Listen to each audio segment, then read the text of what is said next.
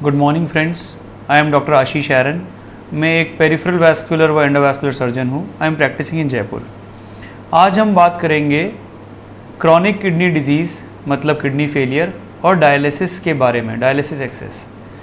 Chronic kidney disease एक ऐसी disease है जिसमें स्लोली एंड प्रोग्रेसिवली हमारे किडनी के फंक्शन डिटोरिएट होते जाते हैं और kidney end stage renal disease में पहुंच जाती है, जिसके बाद पेशेंट को या तो किडनी ट्रांसप्लांट की ज़रूरत होती है या फिर डायलिसिस के लिए, जिसको मेंटेनेंस हीमोडायलिसिस बोलते हैं, वो ज़रूरत होती है। इसके लिए जो डायलिसिस की प्रक्रिया है उसमें पाइप के द्वारा बॉडी से खून बाहर आता है, डायलिसिस मशीन में फ़िल्टर होता है और फिर से उसको बॉडी में इंजेक्ट किया जाता है। जो ये रास्ता है जिससे खून बाहर आता है और फिर से अंदर जाता है, इसको हम कहते हैं डायलिसिस एक्सेस। ये बहुत ही महत्वपूर्ण है और इसका टाइमिंग बड़ा महत्वपूर्ण है। जो मैं भी अभी जो भी जानकारी मैं आपको देने वाला हूँ वो सारी साइंटिफिक जानकारी है जो कि पबमेड या इंटरनेशनल जर्नल्स और इंटरनेशनल किडनी जो एसोसिएशंस हैं उनके द्वारा अप्रूव्ड है। जो डायलिसिस की एक्सेस है, ये रास्ता जो है, इसका सबसे प्रमुख और अच्छा रास्ता होता है आर्टेरियोवेनस फिस्टुला। मैं जयपुर में प्रैक्टिस कर रहा हूँ, मैं देखता हूँ यहाँ पे फिस्टुला बनवाने लोग काफ़ी लेट आते हैं। उनका डायलिसिस शुरू हो जाता है थ्रू अ नेक लाइन। उसके 2 हफ्ते 3 हफ्ते बाद उनको रियलाइज़ होता है कि हाँ, उनको डायलिसिस की लाइफ लॉन्ग ज़रूरत पड़ेगी। उसके बाद वो लोग फिस्टुला बनाने के लिए रेडी होते हैं। जबकि होना ये चाहिए कि जब patient chronic kidney disease stage 5 में है या फिर जब उसको डायलिसिस की ज़रूरत पड़ने वाली है, उसके 4 महीने पहले फिस्टुला बन के तैयार हो जाना चाहिए। जिसकी वजह से क्या होगा, सेंट्रल लाइंस कम से कम डालनी पड़ेगी या नहीं डालनी पड़ेगी, क्योंकि line related sepsis and death एक बहुत ही प्रमुख कारण है किडनी डिजीज़ में डेथ का।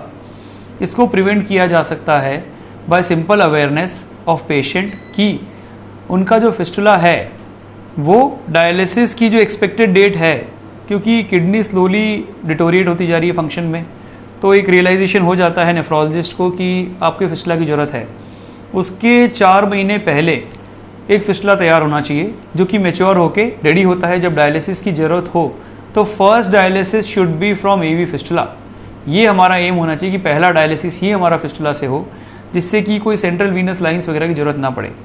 सेंट्रल वीनस लाइंस के बड़े नुकसान हैं, उनसे इन्फेक्शन होता है, उनकी वजह से सेंट्रल वीनस स्टेनोसिस होता है, जिससे कि बाद में फिस्टुला फेलियर या फिर ज़िंदगी भर हाथों में स्वेलिंग के गुंजाइश बढ़ जाती है।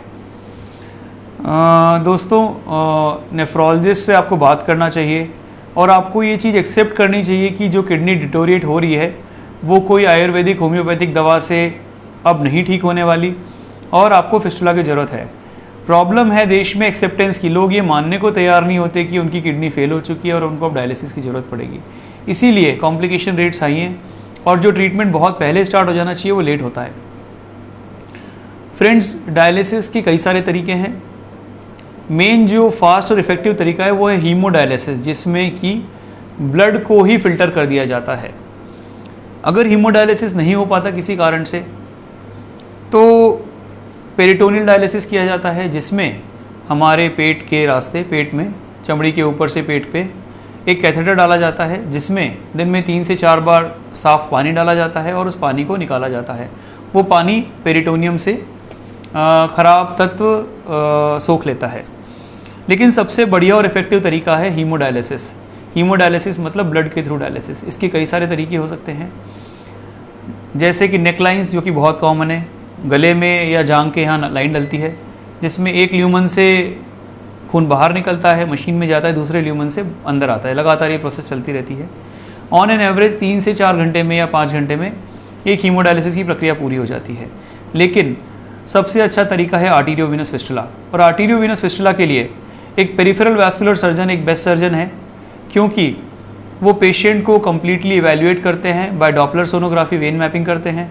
वेन मैपिंग के बाद non thrombophlebitic vein, good arterial pulsation जिसमें स्टील के चांसेस कम से कम हो, फिस्टुला का सक्सेस रेट बहुत हाई हो, लेस ब्रांचिंग हो, डीप वेन से कनेक्शंस मिनिमम हो, परफोरेटर्स मिनिमम हो और वेन सुपरफिशियल हो, लेस देन 6 mm हो फ्रॉम द सरफेस, और एनाटमिकल पोजीशन में वेन बेस्ट है। ट्रांसपोजिशन करना सेकंड नंबर पे बेस्ट है। थर्ड नंबर पे बेस्ट है ग्राफ डालना। फोर्थ नंबर पे आता है lines, central Venus lines. Central Venus lines में भी टेम्पररी लाइन की बजाय परमा कैथेटर अच्छा है। परमा कैथेटर का मटेरियल सॉफ्ट होता है, स्किन के अंदर से टनल होती है और उसकी लाइफ लॉन्ग होती है और वो सेंट्रल वीनस स्टेनोसिस भी कम से कम करता है। तो ये सब जानकारी को ध्यान में रखते हुए आप एक पेरिफेरल वैस्कुलर सर्जन से संपर्क करें और अपना बेस्ट से बेस्ट फिस्टुला, बेहतरीन से बेहतरीन फिस्टुला बनवाएं, क्योंकि फिस्टुला ही किडनी डिजीज़ पेशेंट की लाइफलाइन है। और उसको समय समय पर 3 महीने 4 महीने पे चेक करवाते रहें कि कोई उसमें स्टेनोसिस तो नहीं हो रहा है, कोई एन्यूरिज्मल वेन तो नहीं हो रही, कोई रिसर्कुलेशन पॉइंट्स तो नहीं बन रहे। अगर ऐसा कुछ है तो उसकी समय समय पर रिपेयरिंग होती रहेगी तो लाइफ लॉन्ग फिस्टुला बहुत अच्छे चलेंगे।